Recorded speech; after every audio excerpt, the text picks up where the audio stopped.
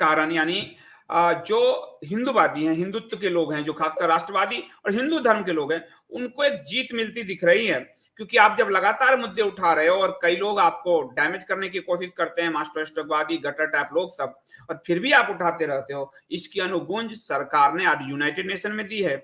इसकी अनुगुंज विपक्ष उत्तर प्रदेश के चुनाव में दिख रहा है, और इसकी अनुगुंज ऐसा है कि जो आज महानवमी है, अखिलेश यादव रामनवमी की बधाई देते दिख रहे हैं। तो मैं वो हिंदुत्व की खबर पे आता हूं। आप सबसे पहले जब आप कालनेमियों की बात कर लेंगे, तो कालनेमी को जब हनुमान जी को ठगना था तो राम राम जप रहा था, यही काम अखिलेश यादव के साथ है।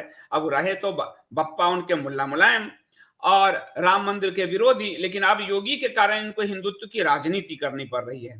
तो इस महोदय ने आज रामनवमी की अनंत लोक कामनाएं दी थी। तो आप ये समझ कर देखिए कि इस आदमी का बुद्धि जो है कहाँ घास चरने गया हुआ है। और बुद्धि तो खैर तब होगा जब आप ये बात कहेंगे कि इन लोगों ने कभी हिंदुत्व से इनका नाता रहा, इनको तो मुल्ला मुलायम के और इनका रवैया भी औरंगजेब वाला रहा, बाप को हटाकर। तो इनको आप क्या कह सकते हैं, ये जो है आपको समझना पड़ेगा। असल में आप ये है कि ये जनता को टोपी पहनाना चाहते हैं और जनता इनको टोपी नहीं जो है इनकी नहीं पहनी। आपको बता दूं कि ये शारदीय नवरात्र है, और नवरात्र में जो है महानवमी होता है, और चैत्र नवरात्र में यानी चैत्र मास की शुक्ल पक्ष की नवमी को जब भगवान राम का जन्म हुआ था, वो रामनवमी होता है। इन महोदय को इनका कुछ पता नहीं है कि महानवमी क्या है, रामनवमी क्या है। तो पहला तो कालनेमियों से बचकर रहिए। दूसरा आपको बता दूं, फिर मैं यूनाइटेड नेशन पे लाल पे ले जाऊंगा, जो भारत सरकार पर आपके हिंदुत्व का दबाव कैसे पड़ा है। दूसरा आपको बता दूं कि उत्तर प्रदेश के चुनाव में सबसे बड़ा हिंदू चेहरा भारतीय जनता पार्टी की तरफ से योगी आदित्यनाथ है। तो उनके काट के कालनेमी टाइप तो इनकी हरकत आपको पकड़ में आ ही गई।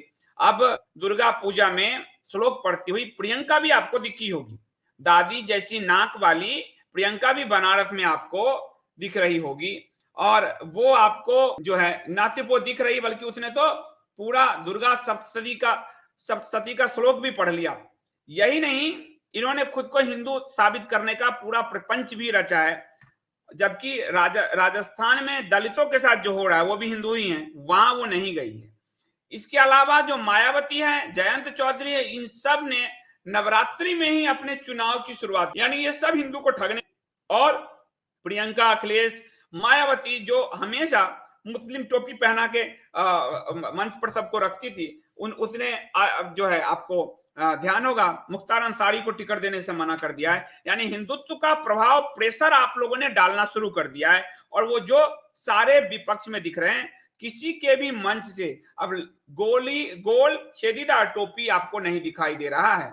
और प्रियंका जैसे जो वडरा है, क्रिश्चियन है, बाबा विश्वनाथ के मंदिर में चंदन लगाती है और उसके बाद दुर्गा सप्तशती का पाठ करती है। तो आप ये समझ सकते हैं कि आपने कितना बड़ा असर छोड़ा है। और इन सबके दूर दूर तक इनके उसमें जो है आप देखेंगे गोल छेदीदार टोपी वाले लोग भी अखिलेश के यहाँ लाल टोपी लगाए घूम रहे हैं। अब वो उनको नहीं ला रहे हैं। तो हिंदू को ठगाए जाने की जरूरत नहीं है। इन सबको ये लग रहा है कि सबसे बड़ा हिंदुत्व का चेहरा योगी आदित्यनाथ यूपी में है, और वो काफी बड़ा जो है उनका एक चेहरा बन चुका है। देश की जनता उन्हें प्यार करती है।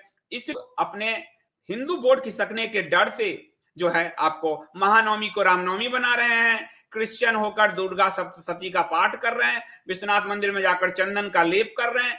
उसके बाद जो है मुख्तार अंसारी जैसों को टिकट देने से मना कर रहे हैं, और मंच पर गोल टोपी पहनने वालों को अब वो जगह नहीं मिल रही है जो पहले मिलती थी। लेकिन इसका बड़ा असर हमको यूनाइटेड नेशन में दिखाई दिया, यूएनओ में दिखाई दिया। मैं कहूंगा यूएनओ का फोटो जो है नरेंद्र दिखाया, और पहली बार भारत ने, यानी भारतीय जनता पार्टी को भी लग रहा है कि बंगाल के बाद, दिल्ली हिंसा के बाद, बंगाल के बाद, महाराष्ट्र में पालगढ़ संतों की हिंसा के बाद, अभी किसान आंदोलन, शाहीन बाग के बाद, हिंदू जो उनका मूल वोटर है वो उनसे नाराज हो रहा है। ये दिख रहा है, भले कितने ही मास्टर स्ट्रोकवादी इसको दबाने का प्रयास करें, ये दिख रहा है। इसलिए पहली बार भारत सरकार ने यूनाइटेड नेशंस क्रिटिक काउंसिल में कहा कि हम हिंदू विरोधी धार्मिक आतंक के विकराल रूपों को पहचानने में फेल हुए हैं।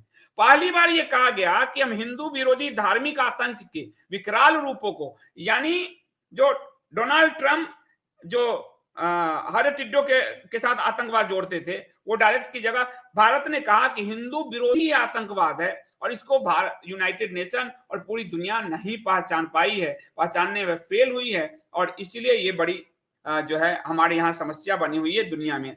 भारत ने संयुक्त राष्ट्र सुरक्षा परिषद की बैठक में जो मजहबी आतंक को लेकर पूरी दुनिया को नसीहत दी है।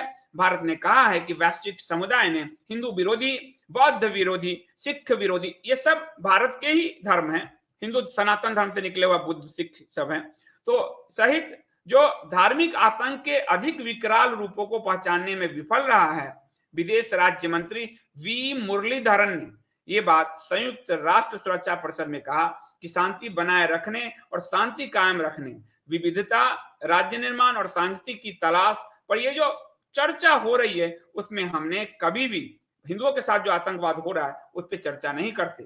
उन्होंने कहा कि धार्मिक पहचान के संबंध में हम देख रहे हैं कि कैसे सदस्य देश धार्मिक आतंक के नए नए रूप का सामना कर रहे हैं। हालांकि हमने यहूदी विरोधी, इस्लामोफोबिया, क्रिस्टियानोफोबिया की निंदा की, लेकिन हम यह मानने में विफल रहे हैं कि हिंदू विरोधी, बौद्ध विरोधी, सिख विरोधी सहित धार्मिक आतंकवाद के, मैं इसको मजहबी कहूंगा, मजहबी आतंकवाद के और अधिक विषैले स्वरूप उभर रहे हैं। भारत ने कहा, मुरलीधर ने कहा कि हमने अपने पड़ोस में अन्य जगहों पर मंदिरों के विनाश, मंदिरों में मूर्तियों को तोड़ने का महिमा मंडन, यानी हमारे हरे पड़ोस में आप देख रहे हो दोनों तरफ जो हरा पड़ोसी है, एक इधर एक उधर, गुरुद्वारा परिसर का अनादर, गुरुद्वारों में सिख तीर्थ यात्रियों का संघार, बामियान में बुद्ध प्रतिमाओं और अन्य धार्मिक प्रतिष्ठित स्थलों का विनाश और इन अत्याचारों और आतंक को स्वीकार करने में हमारी अक्षमता केवल उन ताकतों को प्रोत्साहित करती है कि कुछ मजहबों के खिलाफ जो है, कुछ धर्मों के खिलाफ और दूसरे के मुकाबले अधिक स्वीकार्य होती।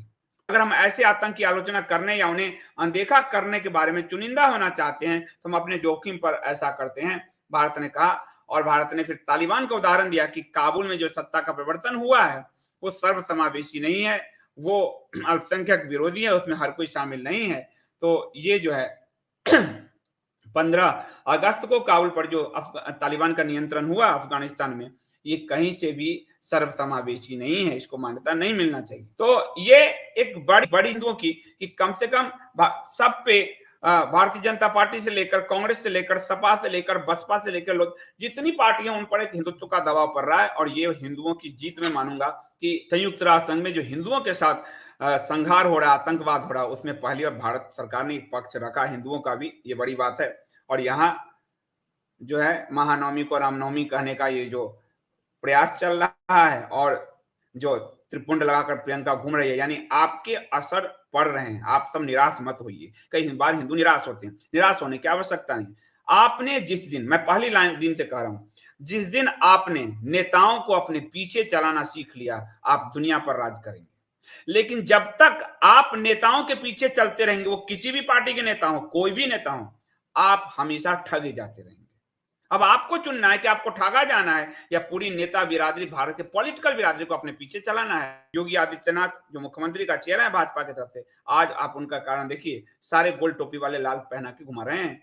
तो आप ताकत हासिल कर सकते हैं, बस अपने विवेक स्वविवेक का इस्तेमाल करना है। यूनाइटेड नेशन, उत्तर प्रदेश से यूनाइटेड नेशन तक हिंदुत्व की इस यात्रा में आप समझ सकते हैं कि भाजपा, कांग्रेस, सपा, बसपा, जो भी सभी पार्टियां, सभी बस जय हिंदुत्व कह रही है। आपकी जीत है, आपको टस से मस नहीं होना है। अपने हिंदुत्व, प्रखर हिंदुत्व और कट्टर हिंदू शब्द मत यूज कीजिए, प्रखर हिंदू धर्म, प्रखर शब्द यूज कीजिए, कट्टर नहीं, कट्टर जिहादियों के लिए। तो प्रखर हिंदुत्व का वो रूप आपके अंदर जलना चाहिए, उसी तरह से जैसे सूर्य की तपिश तिनकों का सफाया कर देती है, ये जो झूठे जो अब्राहमिक झूठ है, इसका सफाया सनातन कर सकती है। लेकिन उससे पहले आपको अपने नेताओं को, अपने पॉलिटिकल क्लास को सही रास्ते पे लाना है। आपने वो तरीका सीख लिया है, आपको ये तरीका नहीं भूलना है। हनुमान जी को एक बार याद करा दिया गया था तो शक्ति उनको याद रही, आपको भी वो शक्ति याद रहनी चाहिए। धन्यवाद।